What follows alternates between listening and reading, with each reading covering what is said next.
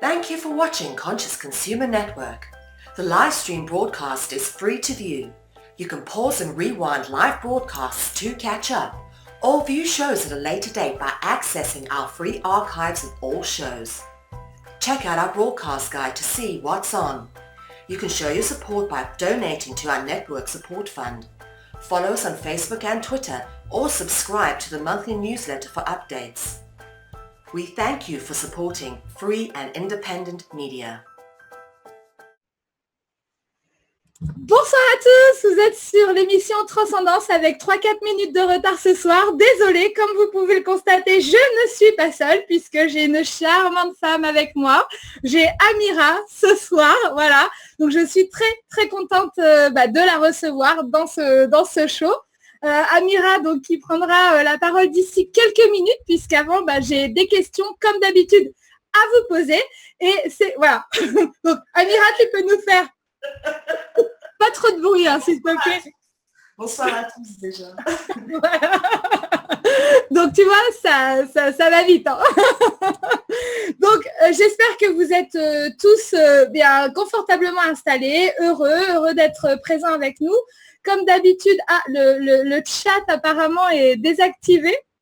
Donc, on va peut-être écrire une petite note rapidement. Je sais pas. Ah, il est en chargement. Voilà, si super. Donc on va dire hello tout le monde rapidement. On a déjà un fan. Ce fan s'appelle Théo. Je sais pas si tu connais. Donc, un jumeau quelque part dans cette incarnation. C'est mon jumeau en fait. Ouais, on est en fait frères et sœurs jumeaux et sauf qu'on ne s'est pas incarné en même temps. D'accord, ok. Voilà la réponse. Alors, pour ceux qui nous suivent habituellement, c'est vrai qu'aujourd'hui, donc, je reçois Amira. Et donc, on va passer sûrement à un niveau supérieur par rapport aux émissions habituelles qui sont quand même assez terre à terre, gentillets, on avance pas à pas. Bon, je pense que ce soir, vous allez découvrir plein de nouvelles choses pour ceux qui me suivent et qui ne sont pas forcément, qui regardent pas forcément d'autres émissions de CCN. En tous les cas, juste pour revenir, eh bien, comme d'habitude, comme je l'ai expliqué, CCN est une chaîne donc alternative qui fonctionne, qui s'autogère, voilà, et donc toutes les donations sont bien sûr les bienvenues. On prend du temps, on échange avec vous, on est là pour passer un super bon moment ensemble. Donc, je vais vous poser la question habituelle et pour ceux qui connaissent bien évidemment la question, posez-vous la question de comment vous vous êtes créé de la joie sur les 7 derniers jours, même si on a eu des news qui ne sont pas forcément très belles. Justement, on est encore tous présents, je dirais, ici sur Terre, donc autant en profiter et autant faire en sorte de continuer à créer de la joie, créer du lien énergétique positif, avancer dans nos actions et essayer de contaminer le plus de gens possible avec notre énergie positive. En tout cas, c'est ce qu'on essaie de faire chaque jour. Et voilà.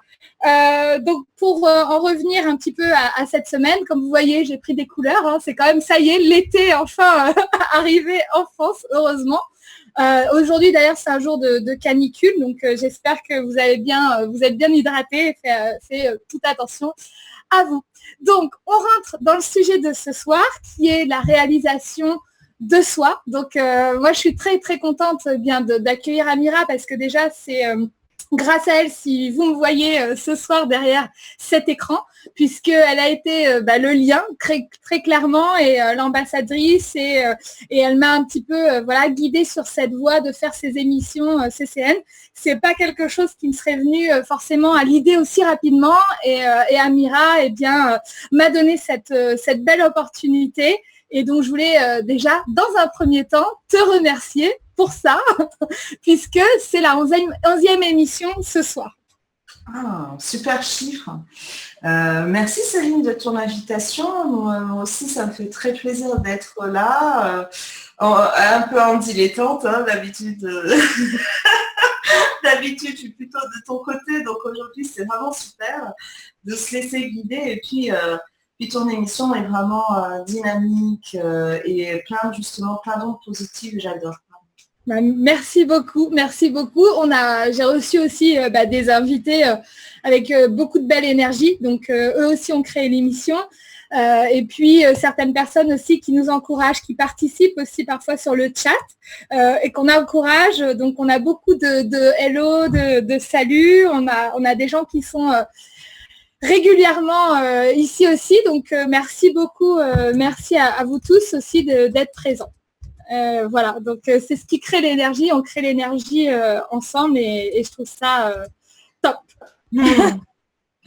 Donc Amira, est-ce que tu veux commencer déjà pour ceux en tout cas qui ne te connaissent pas encore, eh bien te présenter, un petit peu nous dire qui tu es. Alors c'est toujours un exercice pour moi qui est, c'est toujours un recommencement, la présentation. Je la dis jamais de la même façon et à vrai dire, je ne prépare jamais de présentation parce que je fais partie en fait des multipotentiels. C'est-à-dire des personnes qui n'ont pas un secteur d'activité, mais qui ont plusieurs compétences et qui essaient en fait à la fois de vivre de leur passion, de vivre de leur vocation, et puis en même temps de transmettre aussi. Aujourd'hui, en fait, c'est le multipotentiel comme source de réalisation. Pour beaucoup de personnes, on s'aperçoit que dans une activité, ils sont parfois assez limités et ils aspirent à d'autres choses. Ils n'osent pas, c'est pas encore officiellement reconnu, sauf si tu es artiste, producteur. Bon, pour les artistes, c'est vrai que c'est un petit peu plus usuel. En revanche, quand tu es quand tu as développé des capacités médiumniques comme moi et que tu es sur un média, qu'à côté tu fais des ateliers, des conférences, tu crées un festival pour 2017, on va dire que c'est pas encore très très très usuel et moi j'ai à cœur justement d'en parler ce soir à travers la réalisation de soi. Et puis pour une présentation quand même un peu plus formelle, je suis née en Guyane en fait, de parents multiculturels et donc la Guyane c'est aussi en Amérique du Sud, c'est un endroit en fait où beaucoup de gens se rencontrent, c'est un peu une plaque en Amérique du Sud. Et j'ai beaucoup voyagé en fait jusqu'à arriver en région parisienne à travers le monde, ce qui m'a ouvert ma vision, le fait d'aller à la rencontre des gens, de devoir s'acclimater rapidement et puis de trouver du coup ce qui nous rassemblait à chaque fois. Donc j'ai vraiment eu une très très belle enfance, une belle adolescence aussi. Et puis je suis arrivée en région parisienne et là ça a été vraiment la période de formation sur tous les niveaux. Et j'ai expérimenté aussi après différents métiers. J'allais vraiment vers mon intuition, je prenais ce qui arrivait et lorsque je regarde mon parcours, en fait, tout a un sens. Tout m'a permis de progresser et puis pour faire un point aussi en fait à l'école, que ce soit surtout mon parcours scolaire, j'ai eu d'énormes facilités. Je dirais pas que je suis surdouée parce que c'est un thème que je trouve un peu désuet. Je dirais que j'ai eu un haut potentiel en fait, c'est-à-dire que j'apprenais pas. J'avais des facilités assez incroyables. En revanche, ce qui m'a desservi, c'était tout le côté émotionnel parce que j'avais tendance à tout ressentir et à me placer sur un côté en fait d'universalité. Et puis l'école, c'est vrai que c'est plutôt un lieu quand même de compétition où il y a des notes, où voilà, tu es soit le meilleur ou soit le plus nul de la classe. Et ça m'a poussé en fait à toujours regarder en fait de mon côté. Et j'ai pris vraiment tout mon parcours en background comme de l'apprentissage pur. Et mes études, je les ai fait en fait dans la vie active, où là j'ai pu observer certaines coulisses. Donc après j'ai travaillé dans une multinationale dans les vêtements prêt-à-porter, dans un beau quartier de Paris. Et puis après j'ai switché, j'étais responsable de boutique de produits bio. J'ai appris la naturopathie. Donc voilà, toujours avec cette facilité à jongler et puis à un moment... Du commerce plus ou c'était quoi comme type de profession? T'étais plus au contact des gens ou t'étais plus dans l'opérationnel ou dans la stratégie ou... Parce que là encore, j'ai appliqué en fait le multipotentiel, c'est-à-dire que je travaillais à la fois dans la gestion de l'entreprise, dans la stratégie et puis sur le côté formation de l'équipe. Donc à chaque fois en fait, dès que j'avais une tâche que je maîtrisais parfaitement et rapidement, j'allais sur une autre tâche. Donc c'était pour moi en fait c'était ma manière de ne pas m'ennuyer déjà. Et t'as réussi justement, tu vois, par rapport à la culture anglaise où on parle de méritocratie, où on parle de puisque tu fais, tu avances et c'est assez fluide.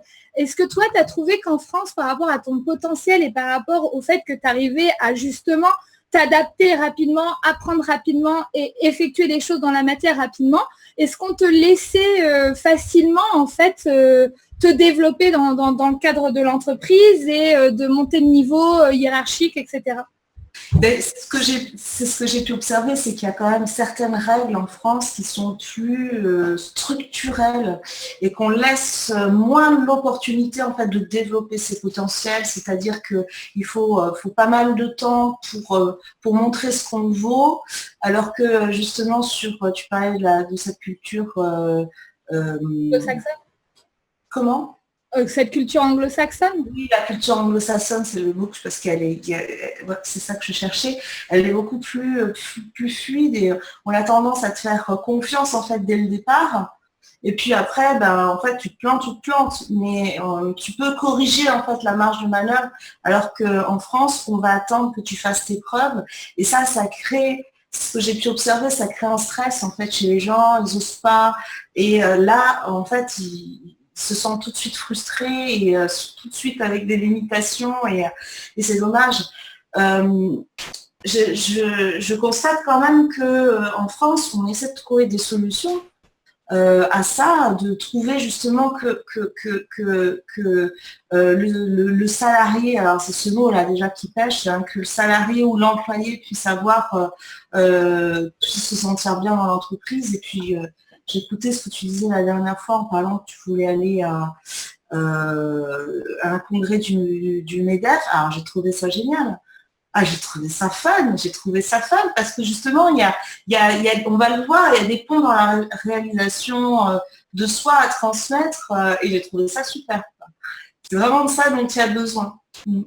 Alors oui, parce que je pense qu'effectivement, il faut effectivement aller là où parfois ça peut nous paraître difficile parce qu'on se sent éloigné d'un milieu, mais si des gens qui ont une vision différente ne le font pas, je pense que c'est applicable pour chaque personne qui peut nous regarder ce soir, c'est justement de venir apporter ses idées pour qu'il y ait un mouvement, une évolution et un changement. Par rapport à ce que tu disais, donc en fait, ce qui est très drôle, c'est qu'on a tendance justement dans l'éducation à chercher tes qualités et tes défauts. Dans notre modèle, en tout cas dans l'éducation en France, comparé encore une fois au modèle anglo-saxon que j'ai pu connaître puisque j'étais assistante prof de français pendant 1 an, on va en fait dans notre modèle à nous, c'est quelles sont tes qualités, ok, donc tu es fort en ça, on laisse tout ça de côté, et puis quels sont tes défauts, et on va finalement te faire travailler pendant des années, du temps, sur tes défauts pour être meilleur. Et finalement aussi, ce qu'on entend, c'est justement d'être monotasque, c'est-à-dire d'avoir une seule fonction et faire la même chose. Or, quand on a le type de profil que tu as, que j'ai effectivement également, et que beaucoup de gens ont, on est malheureux parce que finalement, on ne sait pas faire qu'une chose, on va dire, à la fois. Et du moins, on se ralentit dans une énergie d'être juste dans une seule action. Et finalement, c'est prôner le fait de faire plusieurs choses pour avancer et pour justement continuer à avoir de l'énergie, en fait, constamment, justement. Et pas sentir étriqué. Et ça peut paraître très bizarre pour certains profils qui, eux, vont dire « Ah non, mais alors là, tu t'éparpilles complètement ». Qu'est-ce que tu penses de ça? Parce que tu as dû peut-être entendre ça, justement. Oui, j'ai pu entendre ça, c'est-à-dire qu'on essayait toujours de me ramener sur un rail là, qui correspond à la zone de confort. En fait, c'est pour que les gens puissent te comprendre, parce que fondamentalement, qu'est-ce que ça peut faire qu'on fasse plusieurs choses en même temps? Je veux dire, au contraire, on est une valeur plus pour une entreprise, puisqu'on sait, on sait jongler avec avec une vue globale. Mais est-ce que finalement, c'est ce que les gens recherchent? Parce que on demande, tu vois, on demande aujourd'hui davantage de flexibilité, et puis d'un côté, on te ramène sur un axe. Donc il y a quelque chose qui me paraît frustrant là-dedans, encore une fois. Ah ouais. Et donc, pour reprendre donc, par rapport à ton parcours, justement, donc on s'était arrêté, donc tu as expliqué que tu as fait les boutiques de vêtements. Après, tu as parlé du bio. Ouais. C'était quoi cette expérience Ben, je suis, si tu veux, encore une fois, mon intuition, j'étais en train de me promener avec ma sœur, on arrive dans une boutique de produits bio, c'était la première fois, c'était en 2007 ou 2008, un peu comme ça. Et j'ai le coup de cœur, j'ai le coup de foudre. Je rentre, pour moi, je sens la vie, je sens la nature, je sens... j'ai senti vraiment, et puis la nouvelle ère, si tu veux, dans la vie, comme ça, en 2007, les boutiques de produits bio, il y avait encore quelque chose d'atypique, de nouveau, etc. Et moi, bingo, je veux étudier la filière bio, c'est ce que j'ai fait, je suis dans un cursus, et qui se faisait avec un pied dans la boutique. Et puis rapidement, en fait, j'ai eu une boutique, c'était une boutique à Neuilly. Et ce qui m'intéressait, c'était d'écouter, beaucoup d'écouter, de cerner les besoins. Et je me suis vraiment rendu compte que les gens avaient faim, les gens avaient besoin d'être nourris avec une autre nourriture, avec par exemple de l'énergétique. Et puis l'alimentation bio, ça restait, tu vois, un pied d'entrée. Alors bien sûr, bien se nourrir, c'est important, mais derrière, c'est comme s'il se reconnectait à des valeurs qui étaient un petit peu coupées en fait en métropole, quoi.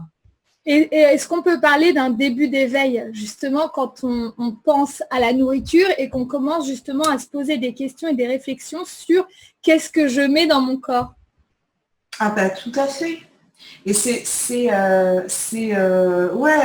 super comme remarque, parce que c'est dès qu'on commence à se recentrer, à être à l'écoute de ses besoins, effectivement, l'alimentation, ça va être le déclic. On a envie de se faire tout simplement un bon jus de betterave, on a envie de se faire des compléments alimentaires, c'est déjà un signe d'éveil, hein. Par exemple, manger aussi moins de protéines animales, et puis rentrer dans une diversité en fait au niveau du végétal. Alors ça ne veut pas dire arrêter la viande, mais ça veut dire ouvrir son champ et quelque part, eh bien, écouter aussi ses multiples besoins, et plus un seul besoin qui a été peut-être amené dans le cadre de l'éducation, et puis après de la société. Donc là, ce que j'entends, c'est encore une fois diversifier les choses. C'est ce que j'entends, hein, quand on parle de, justement, dans l'éducation, tu vas faire une chose, alors que nous, on dit, ben non, fais-en plusieurs. On t'éduque à manger quelque chose de cette manière, et puis finalement, c'est s'ouvrir à manger différemment. Donc, en fait, ce que je vois dans le mécanisme, en fait, que tu es en train d'expliquer, c'est le côté de, finalement, il n'y a pas qu'une seule réalité, il n'y a pas qu'une seule voie, il n'y a pas qu'un seul chemin, et c'est créer votre chemin en dehors de celui qu'on vous met à disposition. Alors, est-ce que c'est la facilité? Je ne sais pas, mais en tout cas, on ressent quelque chose de différent et créer quelque chose de sur mesure pour soi, finalement. C'est ça, c'est la voie du soi. C'est ça. C'est ça. C'est effectivement, on sort tous d'un même moule. Et puis ensuite, on trouve chacun sa spécificité, ce qui fait qu'on est unique, c'est notre valeur ajoutée, c'est ce qui fait notre différence. Et aujourd'hui, en fait, on a besoin d'encourager ça. On a besoin d'encourager notre spécificité pour être bien en fait dans l'unité. Parce que si on se sent coupé en fait déjà de cette individualité dans le sens positif, c'est-à-dire c'est ma différence, comment on peut se sentir bien en fait avec les autres, avec l'unité? Donc c'est justement la voix de soi, ça permet. Alors c'est ça qui crée un peu le côté paradoxe au départ. C'est parce que c'est en allant vers soi qu'on va s'ouvrir aux autres. C'est énorme en fait. Et ben c'est mon parcours. J'ai eu de cesse en fait d'aller vers moi, de trouver les clés de compréhension, d'ouvrir les parties de moi, tu vois, qui résonnaient mal, qui étaient blessées, que je trouvais inadapté en fait à ma réalisation. Donc, ce que j'entends, c'est aussi la capacité, parce que c'est pas donné à tous, ou en tout cas, c'est pas pratiqué par tous, mais c'est cette capacité justement d'avoir cette, comment tu pourrais dire, cette autocritique envers soi-même. C'est capacité de réfléchir à soi et d'être juste, de pas se cacher derrière quelque chose, derrière des excuses. C'est cette capacité à se remettre en question, quelque part, très souvent, pour avancer. Tout à fait. C'est le regard intérieur, c'est l'œil intérieur. C'est quand on est son propre coach, son propre confident et le seul responsable. Et c'est toujours ainsi que j'ai pensé. Je suis responsable, en fait, de ce que je crée, le bon comme le mauvais. Et j'ai en fait, c'est une forme en fait d'initiation. Mon parcours a été c'est un parcours initiatique avec aussi j'ai eu un accident en fait où j'ai eu 4 ans et demi où c'était une expérience de mort imminente. J'avais le poignet complètement tranché à gauche et j'ai l'impression, tu vois, quand je suis revenue, d'avoir reconnecté avec tous mes potentiels. Alors, ça ne me semble pas nécessaire en fait d'avoir ce type d'expérience puisqu'on peut vivre déjà avec ses potentiels révélés, mais en tout cas pour moi ça a été il y a peut-être une réactualisation à ce moment-là. Est-ce que tu le ressens? Est-ce que tu t'en as des souvenirs? Qu'est-ce qui te fait justement penser comme ça ou ressentir? Déjà, j'ai toujours eu des souvenirs très clairs de mon enfance.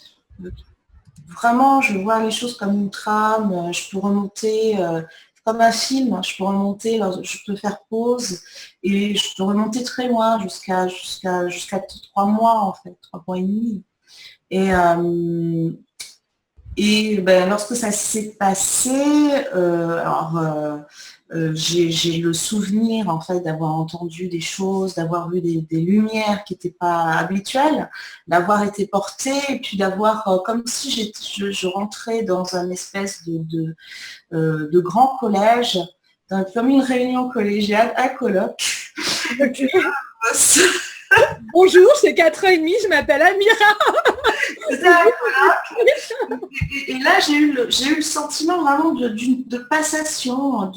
Alors, ça reste vraiment, là, ça reste vraiment un cas de souvenir fugace parce que après, j'ai eu des initiations qui ont été beaucoup plus claires et sans équivoque. Mais j'ai ce souvenir. Et j'ai ce souvenir qu'après, j'ai reconnecté très très vite avec la médiumnité, avec la manière de percevoir l'environnement, de lire entre les lignes, de le voir entre les murs, de sentir qui était passé dans une pièce, d'entendre des formes schémas pensées, d'entendre les gens qui parlaient à l'intérieur d'eux. Donc, alors bien sûr, ça reste une partie un peu, je dis pas traumatisante, parce que mais aussitôt, c'était pas évident parce que j'ai essayé d'en parler plusieurs fois et la réponse était oh mais tu racontes des histoires, les enfants racontent des histoires. Donc voilà, j'ai pas Là, tu parles de qui te disait tu racontes des histoires plutôt les proches, la famille, les parents.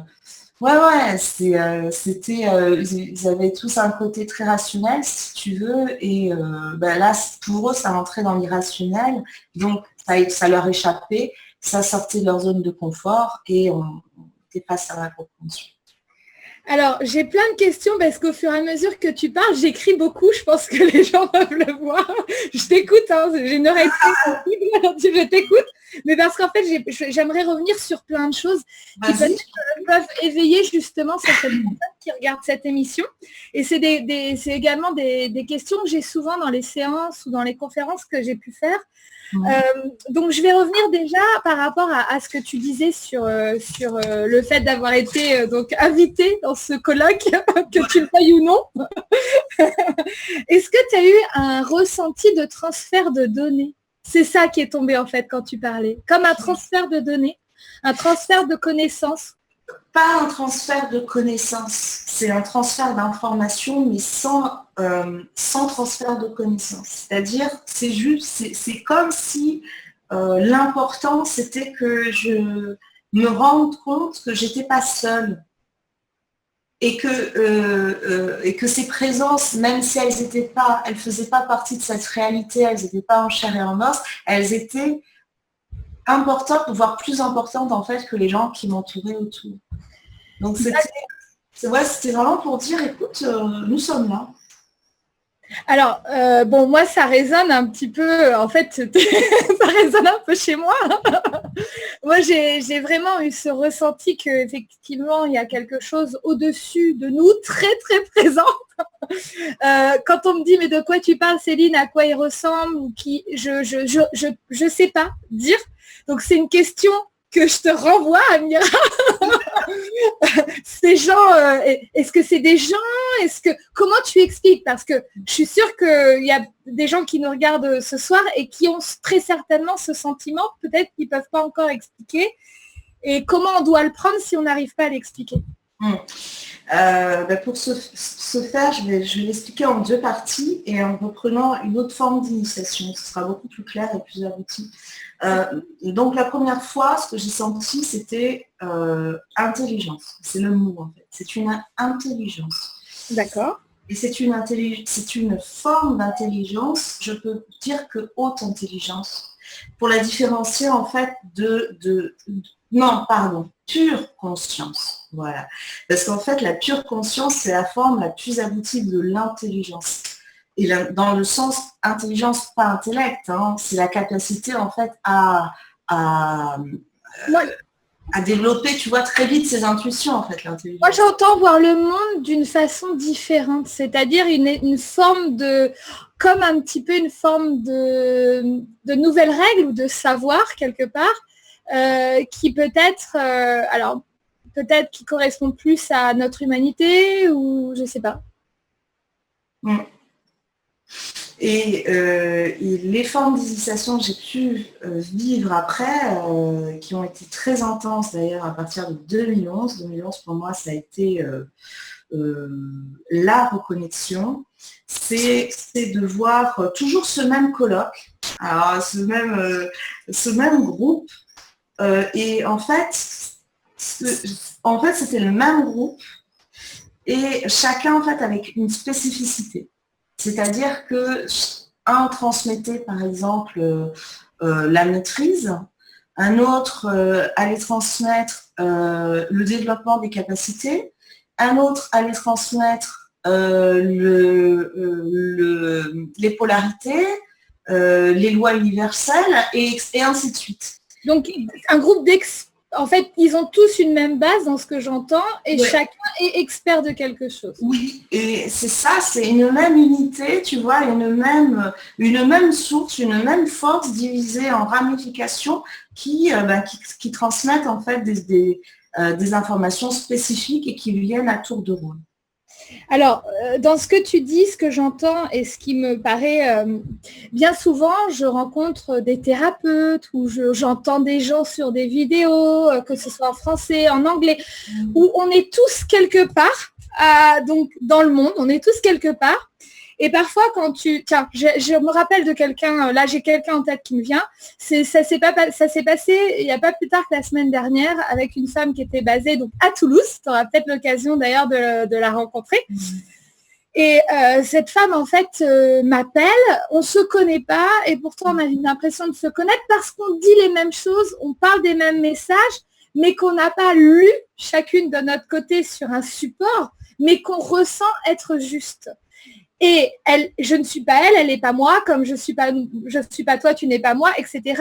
Et justement, il y a quelque chose une expertise chez chacune d'entre nous, mais c'est marrant, je dirais, de retrouver justement cette forme de savoir, alors qu'on ne s'est pas concerté, on ne s'est pas parlé avant, mais on a ce ressenti juste. Comment tu expliques ça à nos téléspectateurs, à nos auditeurs? Il y a donc un tronc commun. Ça peut s'expliquer que comme ça. Là, si tu veux, je vais avoir un regard très logique.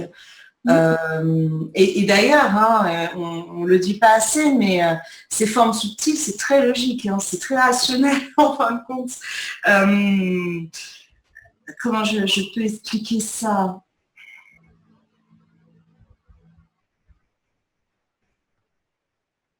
Je peux l'expliquer en fait par deux choses. Par le tronc commun que nous possédons en fait dans notre ADN, dans notre ADN commun, donc parce que nous avons un ADN commun, et je peux l'expliquer en fait par le bagage du soi. Voilà comment je peux l'expliquer. Je commence par la réponse numéro 2. Le soi, c'est aussi appelé moi supérieur, c'est aussi appelé Atma, c'est aussi appelé, il y a plein de noms pour le soi. Et souvent, en fait, on rapproche le soi de l'âme. Moi, je fais une petite différence. Pour moi, le soi, en fait, c'est une étincelle de l'âme. C'est une étincelle de l'âme qui contient certaines données qui vont nous servir en fait dans notre évolution, dans notre incarnation. L'âme telle qu'elle est, telle qu'elle se présente, ne s'incarne pas directement sur Terre, ou alors il s'agit d'avatars. Ça veut dire que c'est carrément l'âme qui se présente et c'est un groupe d'âmes incarnées. Donc j'imagine la puissance, là on le ressent. Alors, ce que j'entends là, ce qui me vient rapidement pour peut-être aussi participer et aider les gens qui nous regardent, c'est que finalement, ce que j'entends qui, moi, fait des lectures de l'âme, justement, dans ce que tu dis, où tu dis le soi, parce que les lectures de l'âme, c'est justement l'authentique soi, c'est l'authentique self, c'est l'essence de ce que tu es venu faire ici. Et finalement, est-ce que justement le soi, c'est parce que l'être humain ou l'ego ou le mental peut justement toucher du doigt pour reconnaître une partie du soi? Oui, complètement. C'est cette petite part qu'on peut peut-être voir ou toucher du doigt et qu'on peut justement redescendre pour créer dans la matière, alors que le supérieur, effectivement, il y a peut-être encore plein de choses qui se jouent très certainement à d'autres niveaux, mais dont on ne peut pas, en fait, peut-être parler sur ce plan-là, de la troisième. C'est ça. Cet ensemble, souvent, je le compare à une balise, tu vois, un GPS. Ça nous oriente avec tu vois, au millimètre, au détail près. C'est la forme concentrée d'intuition à l'état pur. Et c'est de là dont découlent en fait justement les intuitions et les potentiels, tout ça vient de cette espèce de réservoir qui peut représenter en fait une source en miniature. Hein. Alors quand tu dis ça, tu penses à quoi? Désolée. Hein. Je t'en prie. Je suis là pour ça et c'est avec plaisir. Et là, quand je pense à ça, je pense à la grande source qui fait écho en fait à comment je pourrais expliquer ça, à la formation des âmes, parce que ça devient aujourd'hui une constatation où on sent tous en fait que nous sommes rattachés à une même unité et que ça soit dans toutes les philosophies, dans les spiritualités, etc., dans l'ésotérisme, dans l'occultisme, il y a cette source commune en fait duquel découleraient les âmes. Et les âmes se seraient essaimées en fait à travers les univers. Alors, une vie propre. Oui, alors, bon, j'ai des questions avant la question qui est à la hauteur de cette réponse que tu viens de nous donner. Parce que, bon, la question, on parlera peut-être après, si tu veux bien, justement, de provenance. Mais avant ça, il y a juste une autre question que je voulais te poser qui, je pense, pourrait être importante pour les gens. Aujourd'hui, moi, dans ce que je peux voir dans mon quotidien, je vois des gens qui, pour moi, sont tous médiums, qui, pour moi, peuvent tous être canals à des degrés différents. Alors, je voulais savoir, dans un premier temps, si toi, tu étais d'accord avec ça, si toi, dans ton expérience, tu avais ressenti ça. Oui, c'est tout à fait. Pour moi, chacun a un médium déjà en fait. Voilà, donc ça c'est bien que tu vois qu'on le répète toutes les deux ensemble parce que je pense pas halluciner, en tout cas moi quand je ressens ça. Et quand je le dis aux gens, quand ils me disent par exemple de faire du dédoublement, de la télépathie ou encore même cet après-midi quand j'ai donné la date pas la date de naissance mais l'âge de la personne, ce qu'elle fait exactement dans sa vie, où est-ce qu'elle va se recueillir, etc. Elle était assez comme ça en fait, waouh. Et je lui dis mais en fait ce que je suis c'est ce que tu es si tu décides en fait de le développer et de prendre en conscience que tu as ce potentiel-là en toi qui est caché. Tout à fait.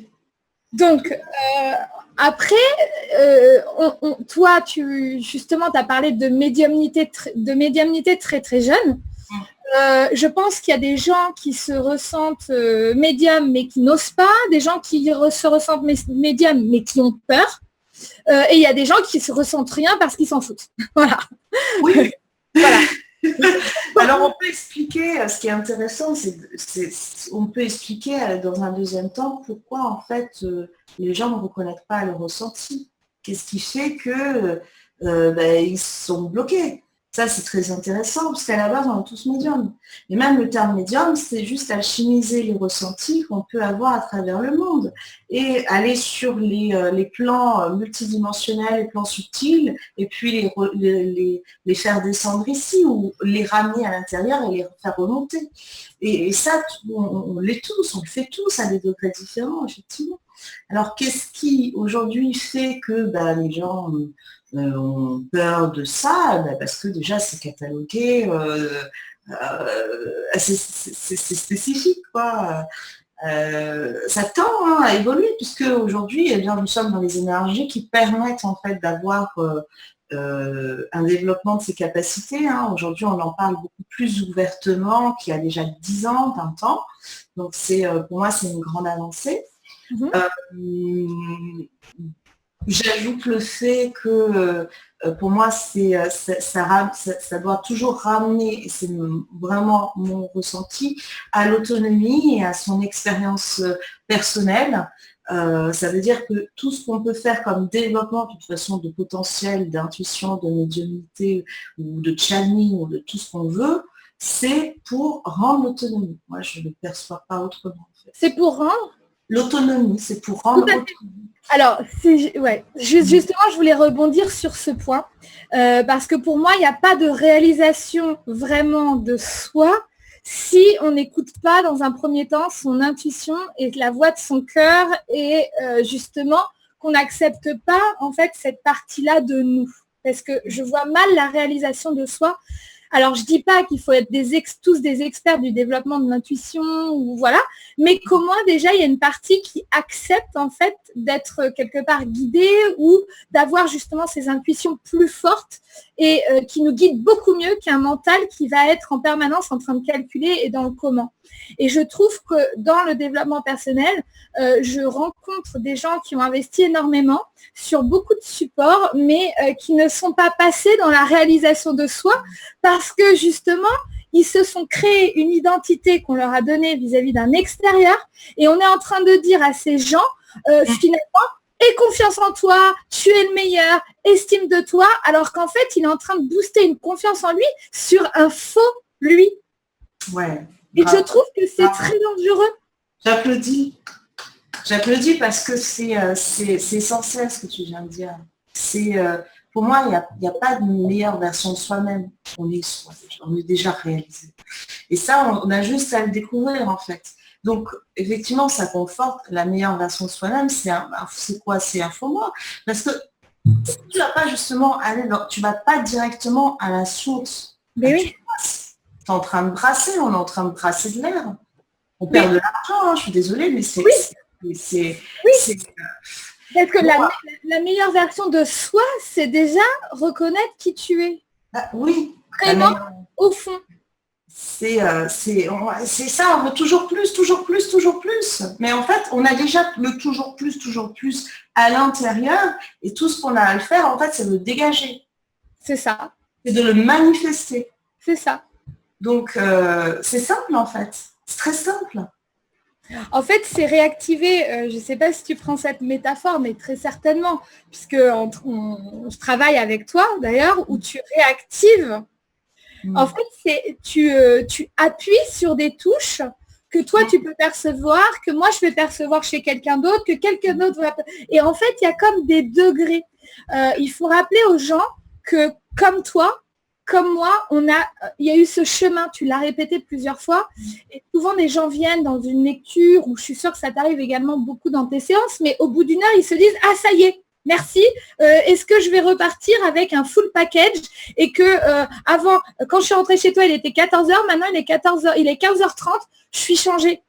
Non, c'est pas possible en 1h30, tu peux pas te retrouver en 1h30. On peut réactualiser des choses en toi, comme si on appuyait sur des touches, mais on ne peut pas appuyer sur toutes les touches en 1h30 pour... tu vois ce que je veux dire? Et je veux le rappeler, parce que c'est important, et je pense que tu vis ce genre de choses également. Oui, bien sûr.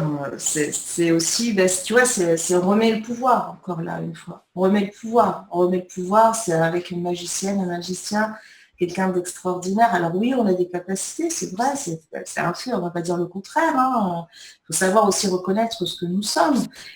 Mais ça ramène toujours, et j'appuie, je pourrais dire toujours comme ça, un mantra pendant 20 minutes, à l'autonomie et à l'expérimentation personnelle. Exactement.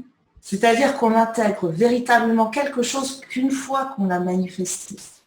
Vraiment, c'est quelque chose qui tourne comme beaucoup de concepts, beaucoup de machins qu'on va répéter comme ça à l'infini, mais il ne se passe rien. Et il faut le dire aussi, puisque là, justement, d'habitude, je parle de mes expériences avec justement les gens qui viennent me consulter. Moi, je peux parler d'une expérience avec toi, puisque voilà, j'étais en confiance et pour moi, ça résonne, tu vois, de travailler avec toi.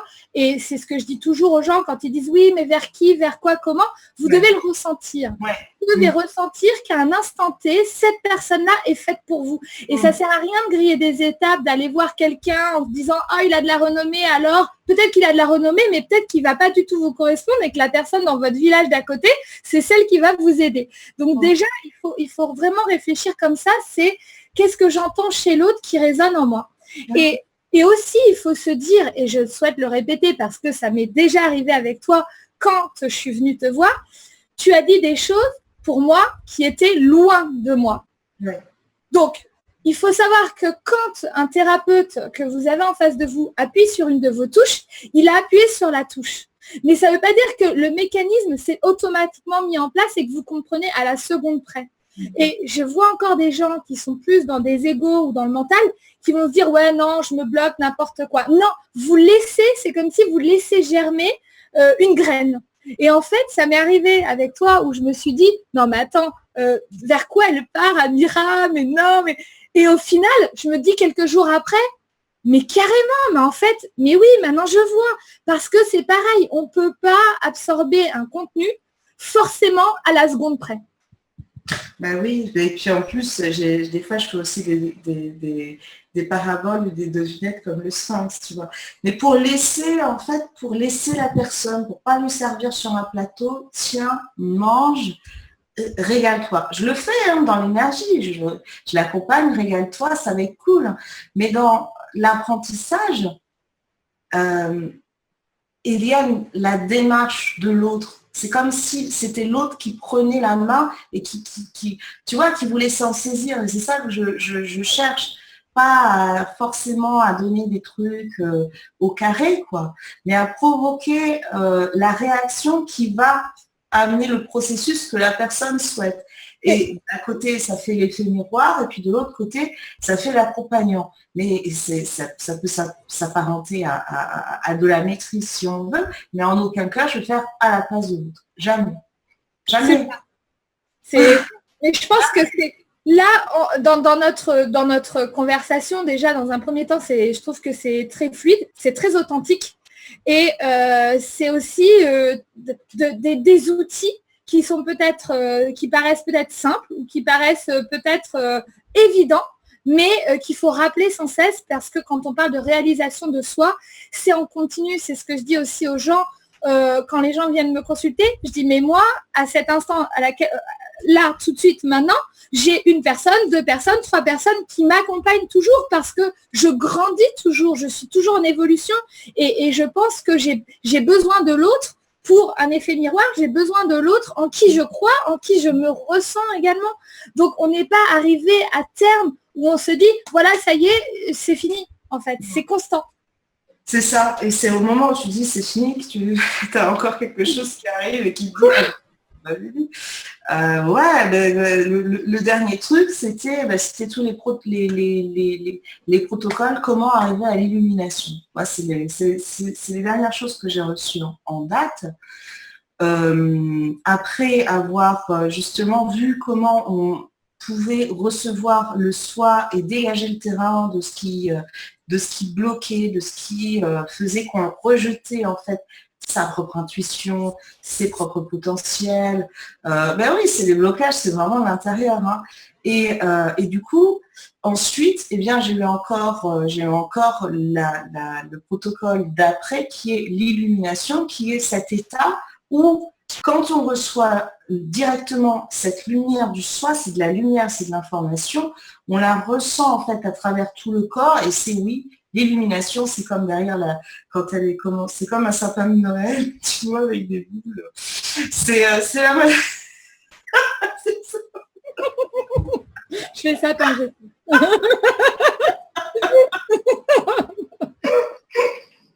N'importe quoi.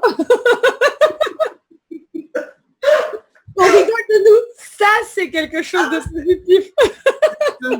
Mais ouais, on n'est jamais mieux servi que par soi-même. Rigoler de soi, ça fait du bien. Ah oui, non, mais c'est ça, c'est... Donc l'illumination, le sapin. Ouais. Et l'illumination, en fait, si on pouvait la définir, c'est le moment, en fait, où tu redeviens maître de toi. C'est exactement ça. Ça acte dans le temps, cette forme, c'est comme une renaissance. Et tu renais une deuxième fois, tu renais avec une autre vision du monde, une autre conception, ta conception, en fait. Tout en étant conscient d'être là et de vouloir encore le meilleur pour chacun. Et ça amène vraiment en fait à la réunification et à l'unité en fait, l'illumination. Et du coup en fait les infos que tu peux recevoir par exemple, tu sais en intuition, c'est ça se répartit sur un champ en fait diffus autour de soi et ça prend de l'ampleur. Et du coup, en fait, tu reçois à 360 degrés, 360 degrés avec une prédilection en fait pour le chakra du cœur. Et ben, ça favorise aussi du coup la compassion en fait. Donc, ça favorise là la compassion. Ouais, donc c'est tout bénéf. C'est le package. C'est le package. Alors, on reviendra sur l'illumination et justement sur ton expertise, c'est-à-dire que je pense que si on parle pour la voix de chaque thérapeute, chaque être, en tout cas au début de l'éveil, chaque personne qui se reconnaisse dans la bienveillance, dans l'amour inconditionnel, dans la sérénité, dans j'ai ma place et j'ai plus besoin de me comparer ou aller chercher la place de l'autre, je deviens qui je suis. Je le dis souvent, la définition pour moi du vrai leader, c'est juste être. Ouais. Voilà. Il n'y a pas besoin de faire de longs discours sur ça. C'est tout à fait ça. Mais c'est exactement ça. Et quand je te regarde, je vois que tu sublimes le leadership en fait. Et c'est toi, tu es ça. Donc tu peux que faire que ce que tu es. Et entre autres, hein, mais vraiment, tu as une forme de leadership en fait sublimé et éclairé en fait. C'est le leadership éclairé. Le leadership. Merci mesdames et messieurs, j'ai une séance ce soir gratuite. Merci Amira. Le leadership. Mais c'est ça. J'adore. Je note, hein, regardez, je note. C'est cadeau avec plaisir. C'est ça, c'est le leadership éclairé, Céline. C'est une chose. En tout cas, c'est drôle parce que je fais un séminaire ce week-end justement et ce que j'explique aux gens, c'est dans le séminaire, c'est reprenez le pouvoir sur vous, sur qui vous êtes, reprenez votre propre pouvoir, mais c'est plutôt donnez-vous cette naissance où vous devenez un leader naturel. Alors les gens tout de suite ils me disent non, leader, écoute, c'est pas un mot pour moi, je ne veux pas, etc. Je leur dis mais attends, leader c'est juste être ce que tu penses que tu es. Et ce que tu as trouvé que tu étais et ce que tu aimes partager de ce que tu es. Et donc, facilement, tu vas vibrer de manière naturelle. Et du coup, vu que tu t'es retrouvé et que tu te sens aligné et que tu as synchronisé pour moi ton moi et ton soi et que tout fonctionne bien et que voilà, tu es aligné, eh bien, juste en étant, tu vas être leader en fait. Parce qu'il n'y a pas de dessus, de dessous, on est tous sur le côté. On est tous, voilà. Sur le mode de collaboration. Mode de collaboration. Et je pense que... Et quand on entend leader, moi j'entends locomotive. C'est quelqu'un qui a une force pour conduire l'énergie, qui a des réservoirs d'énergie importants. Alors ça ne veut pas dire qu'il ne va pas s'écrouler sur le canapé, mais il va le faire. Non, je plaisante avec le côté leadership. Non, il va vraiment s'écrouler sur le canapé, mais en dehors de ça, le lendemain, il est prêt à recommencer parce que c'est sa spécificité. Il ne va pas baisser les bras. Non. Il va trouver une solution, il va trouver une autre solution. C'est ça le leader. Alors, c'est naturel. C'est naturel. C'est pas un chef, c'est pas un dictateur, c'est quelqu'un qui possède des capacités d'organisation, de développement, de stratégie et d'évolution. Alors, qu'est-ce que c'est? C'est pas un chef, c'est sa spécificité, il est comme ça. C'est ça, c'est l'expertise en tout cas, c'est être expert de soi-même, j'entends, tu vois. C'est être expert de soi-même. C'est très très beau, être expert de soi-même, c'est très très beau. C'est ça. C'est simple, mais encore une fois, c'est simple. Nous avons un potentiel inné. Nous sommes heureux lorsque nous le manifestons dans les meilleures conditions avec la bienveillance et la collaboration, puisqu'on ne va pas aller écraser l'autre avec son potentiel. On en souffre, hein. Quand on fait des actes comme ça, on souffre, on n'est pas bien d'une manière ou d'une autre. On a tous une conscience. Donc, c'est inné, c'est notre place, voilà, c'est la place que nous occupons. Alors après, j'entends effectivement, je soufflais parce que c'est une manière de ne pas se reconnaître soi-même, c'est pour ça que je souffre, c'est douloureux. Hein. Une manière de ne pas se reconnaître soi-même, c'est très douloureux de ne pas se reconnaître, de ne pas reconnaître ses capacités, d'avoir peur de les mettre en... J'entends, hein, quand je souffre, c'est pas que je suis... je souffre pour la personne, en fait. Je compatis véritablement à ce qu'elle est en train de vivre. Mais elle sera heureuse que lorsqu'elle aura manifesté ce potentiel, puisqu'elle est venue pour ça. Alors, je pense que manifester son potentiel, c'est important pour soi et c'est important pour les autres.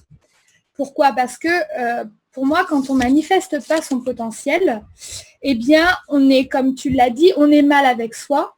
Et donc, si on est mal avec soi, on ne peut pas être en harmonie avec les autres. Et souvent, il y a des conflits dans les familles où on peut avoir un parent bloqué, où on peut avoir quelqu'un qui ne se réalise pas. Et finalement, même si cette personne est dans l'amour des autres, puisqu'elle ne se réalise pas, c'est comme si ça vibrait mal, en fait, autour de la personne vis-à-vis des autres. C'est un petit peu comme ça que je le... Donc, pour les gens qui se posent des questions de mon entourage me rejette, ou alors on m'aime pas, ou alors je suis toujours en conflit avec un tel, ou posez-vous la question de si vous étiez déjà mieux avec vous-même et expert de votre vous, ou de votre soi, eh bien, comment vous seriez, par exemple. Et... Tout à fait. Et j'ai d'autres, donc je voulais revenir sur des choses parce que j'ai écrit des trucs, mais dans tous les sens. Donc, on va revenir sur... Ah oui, j'avais une question par rapport à... J'ai déjà entendu des personnes dire, par exemple, bon, dans cette vie, ton âme est en transition, donc ce qui fait que tu ne peux pas, en quelque sorte, ressortir ton potentiel et tu ne peux pas finalement exister en tant que toi sur cette terre, puisque dans cette vie-là, tu es en transition. Moi, Est-ce que tu as entendu ça? J'ai jamais entendu ça et pour moi, c'est une excuse. D'accord. Donc, je voulais justement avoir... C'est une excuse. Il y a toujours une solution. Toujours. S'il y a un problème, il y a une solution. Alors, s'il n'y a pas... Je te parle de ça parce que j'ai un exemple en fait en tête qui me revient d'une personne où par exemple, on a chacun nos supports, on peut dire que par exemple cette personne était un chemin de vie 7, elle a subi un enfermement dans des vies précédentes où cette personne pouvait être alarmée, religieuse, ou tu vois, toujours dans un cadre où il fallait en fait, il y avait ce côté de règles pour tous et donc je n'ai pas le droit justement d'être. Et elle passe dans une vie où sa numérologie est différente, mais en tout cas, elle a ces incarnations qui lui pèsent lourd, on va dire, et vu qu'elle n'a jamais transformé sa personne, parce qu'elle était toujours dans un espèce de moule, donc elle est en transition, et c'est un peu comme une phase de réveil dans cette vie. Voilà. Comment tu l'entends ce message? Alors déjà, avec la deuxième explication, j'entends mieux, je dirais, le ressenti de cette personne et puis ce qu'elle possède. Mais il y a la réalisation du soi, en fait, c'est accessible à tous. Transition ou pas transition, mise à niveau ou pas mise à niveau en fait. Donc ça sera autrement de ce qu'elle l'envisageait peut-être. Tu vois, peut-être que ça sera autrement. Peut-être qu'effectivement, tu vois là, il y a une solution qui s'ouvre, c'est ça sera peut-être pas comme tu l'as pensé, ça, si on s'adresse à cette personne, mais il y a une solution. Il y a une solution. J'ai vu aucune personne qui avait un avenir qui était bloqué. C'est qu'il y avait toujours quelque chose qui bloquait cet avenir. Mais pas de, par exemple, fatalisme, que c'est comme ça dans cette vie, et puis l'autre, ça sera mieux. Non, jamais. J'ai vu que des obstacles qui s'opposaient à la réalisation dans cette vie. Ça, j'en ai vu. Mais pas c'est pas pour cette fois-ci. Mais pas bloqué au niveau d'autres niveaux, quoi. Enfin, ouais. Au niveau d'autres dimensions. Oui. Ok, alors j'ai encore quelques questions. Je ne sais pas encore combien de temps tu peux nous accorder, Amira. Le temps que tu souhaites, je suis très bien. Moi, Tu passes un bon moment. J'espère que vous aussi, qui nous regardez, passez un bon moment. Avant de passer au temps, je vais juste regarder rapidement, parce qu'on a eu passionnant, moi aussi ça résonne. Salut Amira et tout le monde, coucou, donc on a plein de coucou à vous, merci d'être là, merci d'être présent, on voit qu'il y a des gens qui nous regardent ce soir. Amira, tu as beaucoup de succès. I know, I'm a success lady. A successful lady. Non, mais c'est ça, il faut s'apporter de la joie, et de la gratitude et de la reconnaissance. C'est très J'allais dire que bientôt nos émissions seront en anglais puisque nous allons toucher un plus large public. So we're gonna translate it in English soon. Because we're going to about the world. Je plaisante. C'est de l'humour, bien évidemment. J'aimerais. J'aimerais, mais oui, j'aimerais parce que c'est formidable de pouvoir aller à la rencontre des gens, de voir aussi comment eux ils interprètent ça d'après l'endroit où ils se trouvent, quels sont leurs ressentis, voir si ça c'est universel. Donc je propose qu'on reste une petite vingtaine de minutes encore ensemble et j'ai le sentiment que de toute façon c'est qu'une première toutes les deux, en tout cas sur l'émission Transcendance. Transcendance, c'est top avec Céline. Voilà, merci. Et donc on a donc Romuald qui est le plus bavard en tout cas du chat, qui nous dit tout est une question de vibration. Ouais. Laisser germer la graine et surtout laisser l'autre l'assimiler, c'est vrai. Ouais. Les gens sont plus ouverts maintenant, seulement le cartésianisme l'emporte. Mais pour l'instant, je dirais également, j'ai eu une EMD, donc ça serait bien peut-être de faire une émission où tu en as peut-être déjà fait des émissions sur ce sujet. Non, jamais encore. Bah tu vois, je note depuis tout à l'heure des concepts, des futures émissions. C'est du brainstorming, tu sais, en direct, j'adore. J'adore parce qu'en fait, j'ai le programme jusqu'à 2017 maintenant. Grâce à nos échanges. Merci Amira. Avec plaisir, comme on dit ici à Toulouse. Ça y est, je suis toulousaine.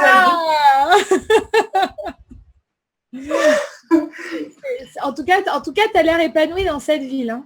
Ah bah j'attendais que ça pour Paris au niveau du taux vibratoire, pour moi, ça me mettait dans une boîte à chaussures et plus dans une boîte à conserve, si tu veux. Et là, j'ai vraiment, ma voix, elle porte beaucoup plus. Je suis beaucoup plus alignée et c'est là, en fait, où j'ai reçu les derniers protocoles comme une alchimie. Donc, vraiment très heureuse. En plus, Toulouse, c'est une terre où il y a énormément de thérapeutes. Mais c'est juste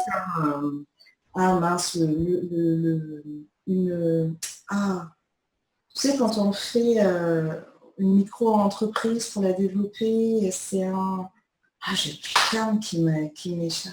Quand on fait une micro-entreprise qu'on a... Ouais, tu vois,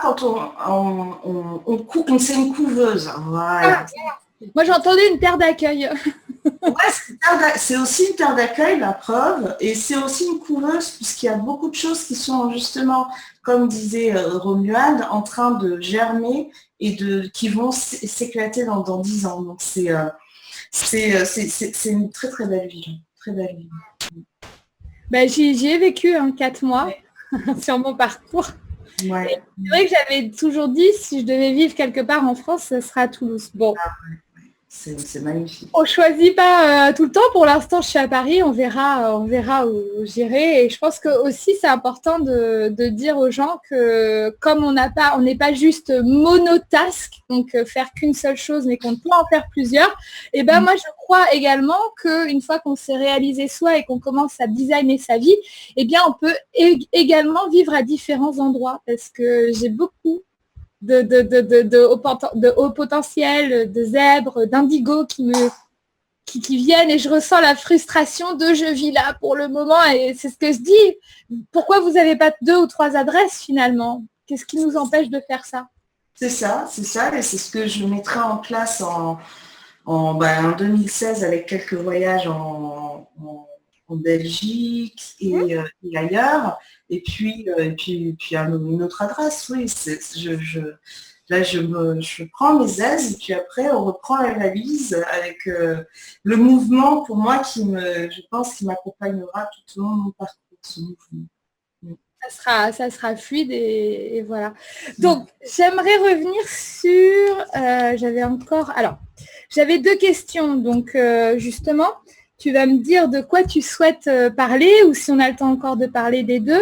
Mais j'avais des questions sur revenir sur l'ADN, ce que tu expliquais, donc le tronc de l'ADN, si tu voulais discuter de ça.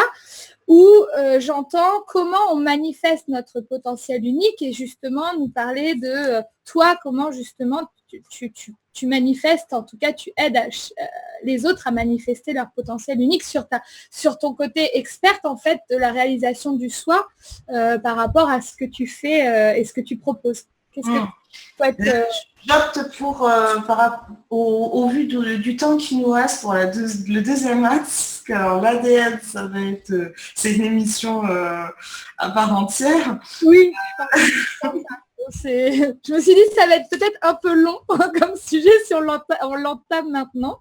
Ouais. C'est le sujet d'une autre émission. Ouais, avec plaisir. Alors sur comment j'aide à manifester le potentiel unique. Je dirais que je parle du même tronc commun que toi, Céline. Parce que même si je ne vais pas sur la lecture d'âme, moi je vais choisir en fait d'emprunter la voie des ressentis.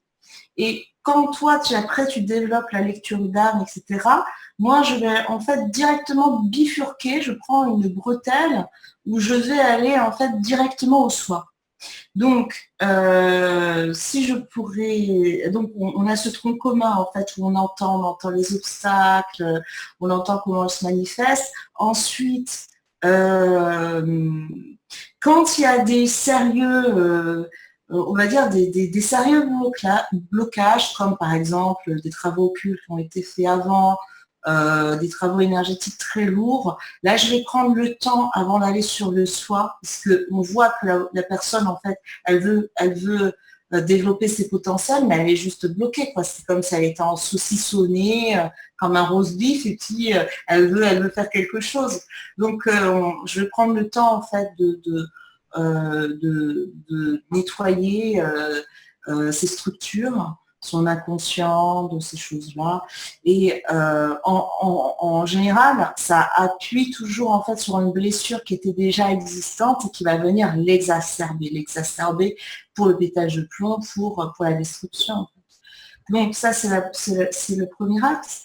Je passe aussi beaucoup de temps sur le bagage émotionnel, puisque si on revient au début de l'émission, j'avais juste un petit peu énoncé que c'était une de mes problèmes, c'était la gestion émotionnelle, avec beaucoup d'émotions, je capte beaucoup.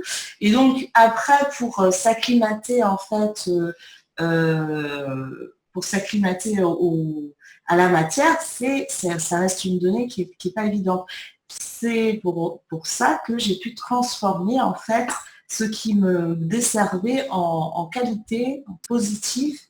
Et bien maintenant, j'aide aux personnes à vivre en fait leurs émotions, à les exprimer et de passer souvent en fait sur l'ascenseur émotionnel, vibrer la déception, vibrer la dépression, vibrer le mécontentement, vibrer la colère et puis monter jusqu'à vibrer et retrouver en fait ce qui est notre état naturel, qui est notre joie. Et le 3e axe, donc on laisse un peu l'illumination de côté qui représente aussi beaucoup de choses et on va sur le potentiel, sa spécificité, je dirais. La spécificité, en fait, je regarde la personne, je l'écoute, je regarde comment elle bouge, comment elle parle, comment elle respire. Et là, en fait, je vais avoir les informations qui vont arriver, qui dépassent le soi. Sur ces missions, en fait, parce que à travers le potentiel unique, en fait, on peut décoder comme réalisation de vie aussi, mission de vie ou réalisation de vie. Hein. les deux peuvent avoir le même sens, eh bien là, ça va être, on va dire je vais partir au-delà, au niveau des ressentis, pour ramener les informations en fait au niveau de la personne. Et comme à mon habitude, hein, dans ce que je fais, je laisse l'information descendre pour la personne qui va s'en saisir en fait. C'est-à-dire, je ne fais pas rentrer de données dans l'être, dans la couronne, dans les structures, parce que ça s'appelle tout simplement une violation d'intégrité. Je présente devant, en fait. Devant. Donc, est-ce que tu peux être plus précise par rapport à ce que tu viens de nous dire? Oui, c'est les termes techniques, donc c'est vrai que c'est pas évident pour les gens qui ne sont pas de cet univers, en fait. On se comprend. Eh bien, si tu veux, je procède en plusieurs étapes. Ça veut dire que je reçois, moi, en plusieurs étapes. Je fais descendre l'information, en fait, jusqu'à notre dimension, hein, pour faire vraiment très court, l'endroit où nous nous trouvons là, en chair et en os. Je fais descendre cette information jusque-là et en plusieurs paliers. Et quand je parle avec la personne, c'est elle pour monter en fait sa vibration, pour qu'elle puisse commencer en fait à alchimiser en fait les informations qui arrivent et qu'elle puisse s'en servir. Parce que c'est ce potentiel unique que j'entends comme réalisation de vie ou mission de vie se situe plus haut que le soi. En fait. Ouais. Ok, donc par rapport à justement ma technique, ta technique, moi j'ai le sentiment justement qu'on s'adresse à des personnes qui ont un profil différent. Est-ce que tu le ressens comme ça? Est-ce que les gens qui viennent te voir, par exemple, sont déjà sur une éveil? Comment tu le... Oui, Céline. En fait, on peut justement identifier deux formes de compréhension. Ça va être à travers ton public, à travers mon public, qui se croisent d'ailleurs. Il y a des gens qui vont chez toi, après, j'en ai une en tête. Ah oui, j'ai vu. Il y a une complémentarité. Il y a une complémentarité. Souvent, ce que j'ai pu observer, c'est que je vais chercher les personnes qui ont le soi en fait déjà présent. Hein, c'est ce que j'entends. Ouais. Et les aider en fait à le ramener dans la matière, parce que pour eux la matière c'est juste pas possible, c'est juste ultra confrontant quoi. Ils sont très évanescents. Je dis pas qu'ils manquent d'ancrage. Moi je trouve ce terme un peu désuet. Mais en tout cas, la matière et eux, ça fait deux. Donc je vais avoir plutôt ce public en fait déjà effectivement éveillé puisque le soi est là.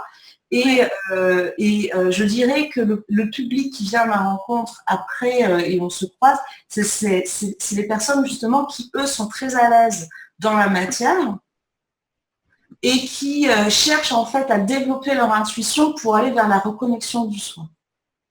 Là, tu parles de mon public. Ouais, j'ai l'impression. Oui, alors oui, la plupart. Après, c'est vrai que j'ai des gens éveillés, mais pas concrets également. Mais tu vois, tu t'avais donné un truc de version de la terre et du ciel par rapport aux structures. Ouais. Je trouvais que ça parlait, mais j'arriverais pas à l'expliquer en fait aux gens qui nous regardent et qui comprennent pas. Est-ce que c'est facile d'expliquer ça Oui, c'est facile. Je vais reprendre une image en fait de Marie-Françoise Neveu, qui écrit des livres justement sur les nouveaux enfants. Marie-Françoise Neveu. Elle a décrit en fait les enfants en deux catégories, les enfants boutures ou les enfants racines.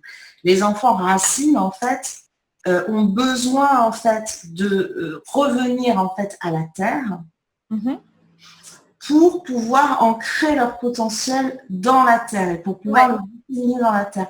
Les enfants boutures, eux, ont besoin de récupérer en fait comme la densité subtile de l'éther, donc du ciel, donc l'intuition, donc décrypter leur inconscient, en fait, toutes ces choses-là, et de le ramener en fait aussi sur la terre. Donc, on a en fait ces deux systèmes qui se croisent et qui se complètent pour venir ensemencer la terre de leur potentiel. Ouais. Marie-Françoise Neveu, c'est vraiment une personne remarquable. D'accord, j'ai noté. On peut trouver des vidéos. Tu l'as déjà interviewée ou tu l'as... Pas encore. Alors c'est vrai que j'y avais songé au début et ensuite je suis partie très rapidement sur la transition planétaire avec des thèmes bien précis. Et du coup, écoute, si tu as envie de l'inviter, fais-toi plaisir, elle est géniale, hein, elle est adorable. Elle sera présente sur le festival de l'école de la vie vers Montpellier. Donc elle aide vraiment à passer à ce côté pédagogue et cette compréhension pour les enfants, pour leur épanouissement. Ok, bah écoute, on a fait le tour de beaucoup de choses. En tout cas, c'était très riche. Je vais regarder rapidement, retrouver l'être multidimensionnel que nous sommes tous. Yes, je vous embrasse les filles, on t'embrasse aussi. Ce sont des divines féminines.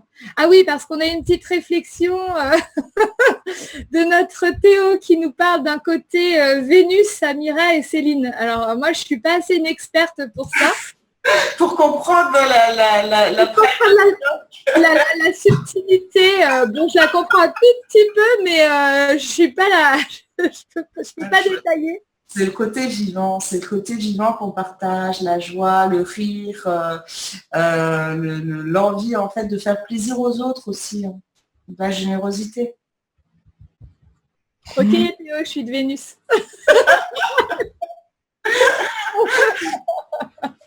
Bon, je sais pas si on a d'autres questions. Est-ce que tu voulais ah bah maintenant on a un côté DS également, dis donc. De plus en plus.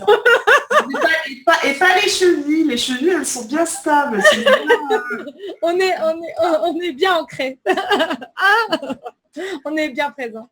Est-ce que tu voulais rajouter des petites choses qui, selon toi, auraient du sens dans cette émission, ou est-ce qu'on laisse le reste plus tard? Qu'est-ce qui te vient comme ça? Que c'est une période en ce moment pour se faire plaisir, pour réunir justement, pour réunir tous ces aspects. On traverse des éléments de vie houleux, on voit les turbulences, et c'est un moment en fait pour se faire plaisir, pour se dire qu'on s'aime. Je t'aime, Céline. Je t'aime, Amira.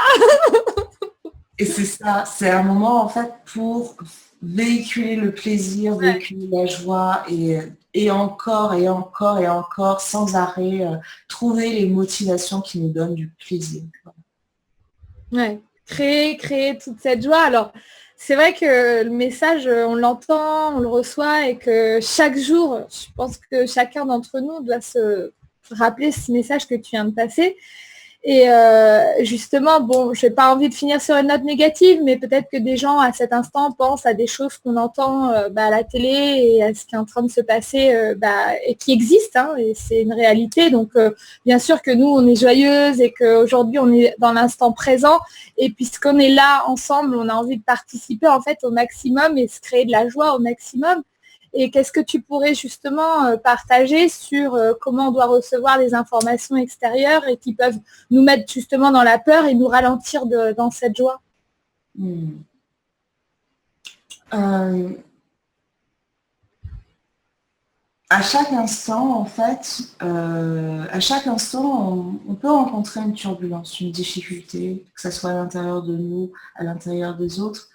Et anticiper ce moment où ça va se réaliser ou se concrétiser, c'est juste se tirer une balle dans le pied d'avance. Donc, soyons nous-mêmes, Voilà, je ramènerai à quelque chose de très simple, je ramènerai à quelque chose de très simple et de très concret. Soyons nous-mêmes, soyons authentiques et exprimons dans le moment présent ce que nous souhaitons faire passer.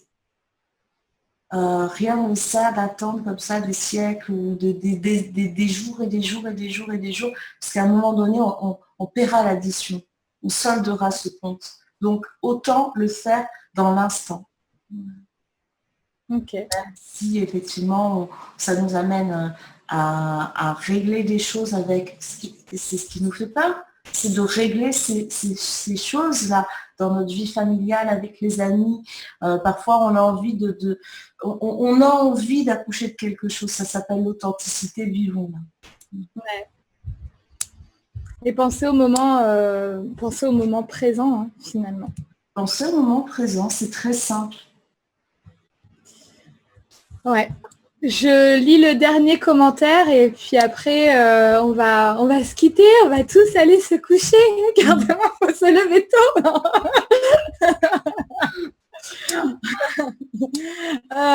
Je développe en ce moment ma glande pinéale. C'était le dernier commentaire qu'on avait donc ça fait partie, comme on l'a dit ce soir, de la réalisation de soi. Oui. Oui. Et la glande pinéale, en fait, c'est ce qui permet la réunification de la dualité avec l'unité. Donc, l'unité de soi. Alors, c'est la dernière remarque qui va nous faire rebondir, tu sais, comme ça. Attention, nous repartons pour 2 heures de show.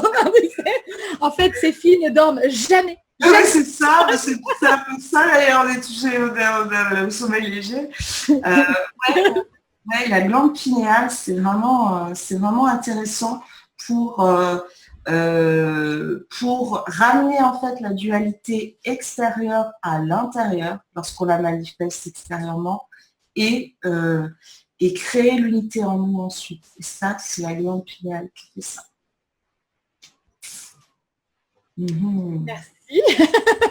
C'est à méditer chez vous ce soir. Il y a un protocole, hein, on ramène le moment en fait où on est prêt, on se rend compte en fait que la dualité dans notre vie, si on devait la ramener, elle ressemble à un petit grain de riz, très concentré, comme un atome en fait. Et ensuite, on va la ramener au niveau du 3e œil et on va la rendre à la glande pinéale qui la réclame à corps et à cri. Elle a besoin de sa dualité intérieure. Et ensuite, c'est l'histoire sans fin, tu sais. Après ça, il y a encore... Ah ouais. On s'arrête jamais, on s'arrête plus. Ah ben non. Ah ben non. Ah ben non. Ensuite, on va visiter ce qui se passe dans les autres univers. C'est ça la prochaine étape.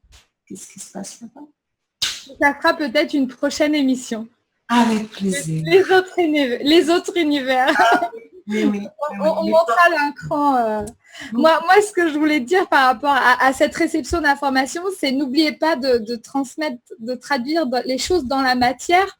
Parce que moi, je parle souvent, alors moi, je reviens au truc assez matière, mais je vais parler du CD-ROM. C'est-à-dire que si ton CD-ROM, tu télécharges de l'info, mais que tu la stockes et que tu la mets pas en fait dans la matière, eh bien ton CD-ROM va être, enfin pas ton CD-ROM, mais ta capacité en fait de stockage vont être encombrées et tu pourras pas continuer à télécharger sur cette glande pinéale justement. Pour moi, je le ressens comme ça. Et du coup, voilà, pour moi, c'est passe à l'action. Mais c'est ça, c'est exactement ça. On devient une bibliothèque, tu vois, on a un gros cerveau comme ça. Voilà, et donc tu vas faire de la place, de l'espace. Dès que tu passes à l'action, dès que tu as une idée, que tu passes à l'action, tu fais de la place pour une nouvelle idée, en fait, pour réceptionner une nouvelle idée. Si tu passes pas à l'action, ça s'encombre dans ton disque dur là, et il y a full stockage, tu ne peux pas acheter plus de mémoire, donc c'est pas possible. Donc il faut passer à l'action.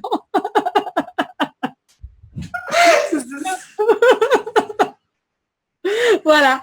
Alors, je voulais te remercier. On va terminer cette émission. C'était très agréable, c'était très positif. En tout cas, moi, j'ai passé un super moment. Je me suis bien marrée. Oui, c'est réciproque. Et puis, donc, on vous embrasse tous. Prenez soin de vous. On te retrouve sur quelle émission, là, la toute prochaine? La toute prochaine, en fait, ce sera justement, je serai à travers l'Académie des potentiels pour parler de la dualité. D'accord. Et c'est quand? Ce sera ce samedi 23 à 21h. Tu nous as dit quel jour? J'ai pas entendu. Samedi 23 juillet à 21h. Et ça sera sur Hangout. Et puis ensuite, on retrouvera avec Alphara sur les pionniers du Nouveau Monde. Je pense que tu vas adorer cette personne, Alphara. Ok. Il est très incendié sur le média. Ok. Donc on peut retrouver toutes ces infos pour le 23. Ce sera où est-ce qu'on peut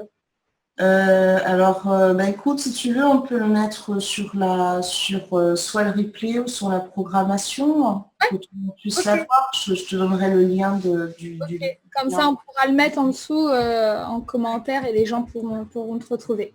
Ça marche. Ok. Quant à nous, on se retrouvera dans 7 jours. Mardi prochain. Voilà. On verra si on fait un break des émissions Transcendance au mois d'août. Mais en tout cas, pour la 12e émission, mardi prochain, et je garde secret le sujet pour le moment. Wow. Merci beaucoup, Amira. Je te fais plein de bisous. On vous embrasse tous. Et on se dit, à très vite dans une semaine. Et puis, bisous et merci pour votre participation sur le chat. Merci. Bonne soirée, dormez bien. Bisous. Ciao. Bye.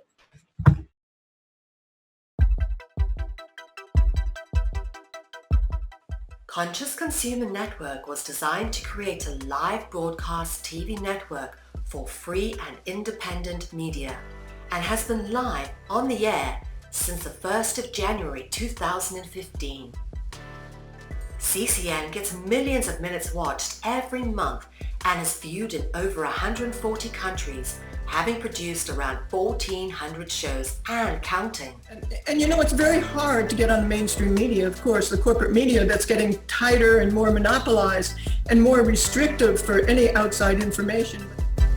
The live broadcasts are free to view and all shows are archived in high definition on YouTube. CCN plays host to a stellar team of broadcasters and producers, all of whom rely on the network to get their message and information out to the world.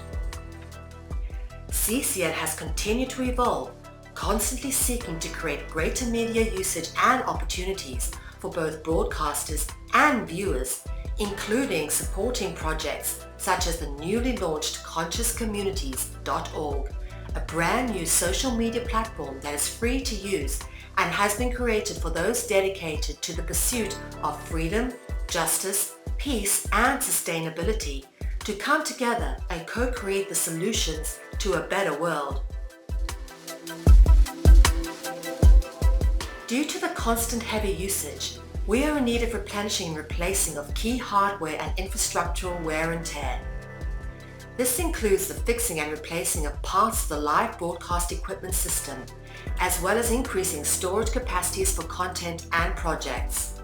Without this, CCN and its affiliate projects will simply not be able to continue.